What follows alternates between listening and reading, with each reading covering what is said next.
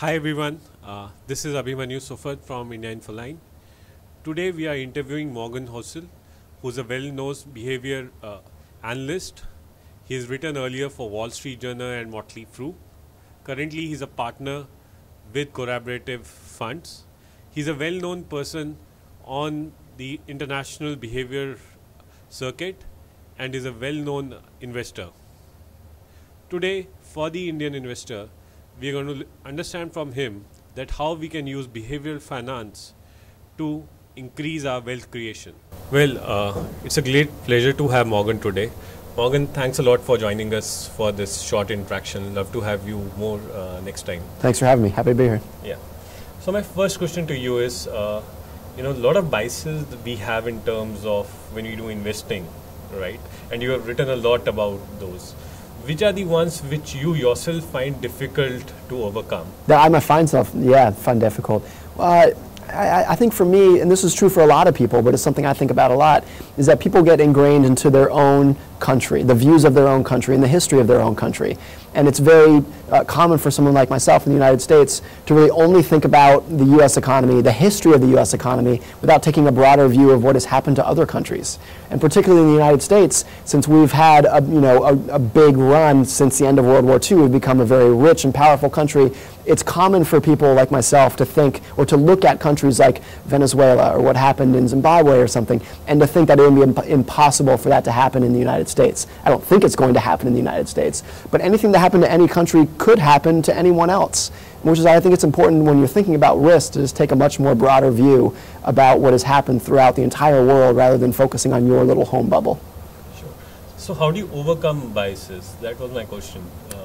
I don't know if you can. I think it's a very difficult thing to do because a lot of these emotions are based off of hormones that have been evolving for tens of millions of years in people, and to think that we can read a blog post and overcome that, I think is not very realistic. So I think rather than overcoming them, I think what's a much more realistic approach is just getting to know yourself better and saying, if I am someone who is susceptible to fear and greed at this level, I should situate my portfolio and my asset allocation that is around that, rather than saying, how can I make sure that I'm not going to be greedy anymore? Saying if I have a history of being greedy, what should my asset allocation be to be more realistic around that? So if you have a long history of selling during bear markets or whatnot, right, then you should just accept that you have a lower tolerance for volatility, sure, and own a lower percentage of stocks over time, rather than saying I'm still going to own a higher percentage of stocks, but how can I figure out how to be less fearful over time? Sure.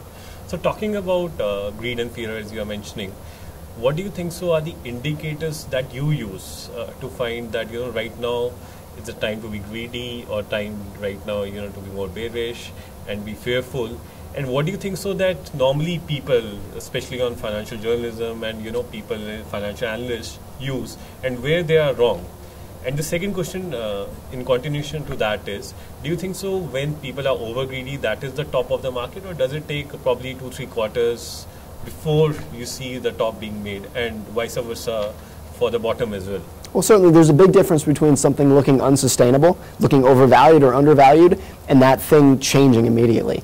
And it's very often that investors will look at valuations and say valuations are above average, and therefore this stock or this market is about to decline. And very often that's not the case at all. Something can be overvalued and then keep on going for years and years, if not more than a decade. And then so when the metrics that I'm looking at, as a long-term investor, I don't really look at many metrics that are in that sphere, because very few of those, if any, are actually going to change my investing decisions. And so I think if you accept that things can remain unsustainable for much longer than people anticipate, right, then changing your investing decisions based off of current valuations can get very dangerous. So it's January 2019 right now. Right. If you and I were sitting here 5 years ago, January 2014, and you said, Morgan, our market's overvalued, I would have said yes, by most metrics they are.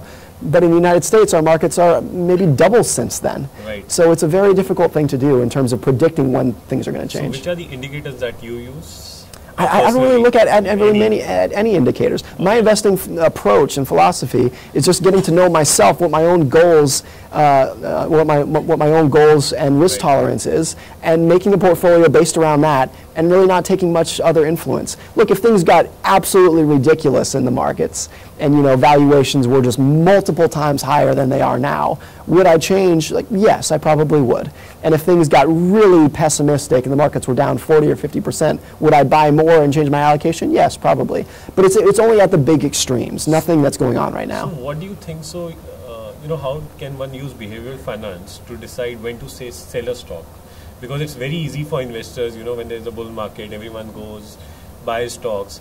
It's very difficult for the long-term investor especially to sell stocks, right? Because for them, they're looking at 10-year period, and we have had multiple things, I think so you also talked about, how Cisco valuation at some point of time was more than, what the US valuation was. Right. So those kind of things, so how do you decide, except for whatever the fundamental analysts use, from a behavioral finance perspective, should be used to decide that, okay, this is the right time for me to reduce my allocation to equities? I think if you're looking at it from a sense of things are getting so greedy that you're anticipating that the market's going to fall. But the more important metric in there is, if the market falls, is that something that I'm not going to be able to put up with? Is that going to hurt me enough so that after the market falls, it's going to hurt so much that I'm going to sell at the bottom? That's when things get dangerous. It's a risk tolerance, yeah. But I think if you're an investor, and if you were to ask me right now, is there a good chance that the market might fall significantly over the next 3 years? I'd say sure. I would almost always say that. But if it were to happen, would that influence my investing decisions? No. If the market were to fall 30%, I wouldn't change anything about how I'm investing right now. I'm much more concerned with endurance and putting up with volatility than trying to avoid it. Okay, and how do you do that?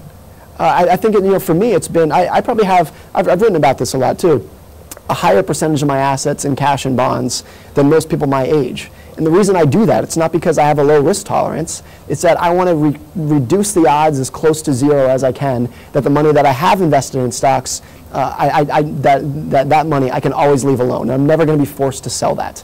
And by doing that, that's when I think compounding works the best. When you can invest in money, invest in markets and say, there's a very high probability that I can leave this money alone no matter what happens for another 30 or 40 years. That's when compounding works the best. Okay.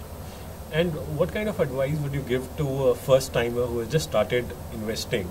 We all talk about compounding, but again, from a behavioral finance perspective, from a mindset perspective, what kind of changes or what kind of things one should do, read books, what should a guy do? Because I think so for everyone, behavioral finance, it takes time when you realize the importance of that. First you think about a spreadsheet, DCF and everything.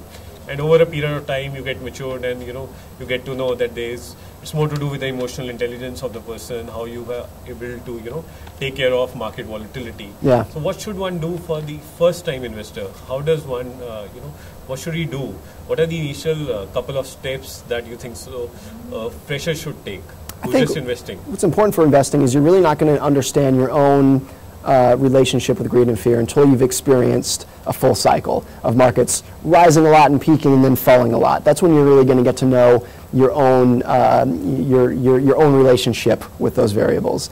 So until you've experienced that yourself, I think the best thing you could do is just learn about the history of markets and particularly how common volatility is in markets. Particularly after you've had a bull run, it's very common for new investors to think that this is how markets work. Markets go up month after month, year after year. So I think if you can study the history of declines and recessions and bear markets, it's a really valuable thing to do. How do you think so, one can use other science, not only what's there in the financial industry, but maybe something, which is related to physics, chemistry, and everything, all around it, which helps you become a better investor? Yeah, I think it's just looking at investing is the topic of how people behave with money. And since it's a behavioral topic, it incorporates all the lessons from other fields that are also about behavior. Right. And by learning about other fields, whether it's history or psychology or politics, you're just getting a better sense of how people make decisions, how people think about risk and uncertainty, which is what investing is. And that's why it's beneficial to really expand your horizons beyond just reading or learning about finance. So coming back to the last question that we discussed, so you think so even for a first-time investor, he might have very high risk tolerance. It is fine that he does some derivative trades and just try to assess what exactly he is as a person. I think that's fine to do, and if that's a really appealing thing for you to do, then great. I think whatever works for your personality is what you should do. And if it's derivatives trading, maybe your expectations for earning a ton of money maybe should be tempered. But if it's a stimulating thing for you to do, then I think that's great. Okay, thanks a lot, Morgan, for your time, and wish you best of luck once you go back to US. Have a great flight back. Thanks very much. Yeah, thank you. Thank you.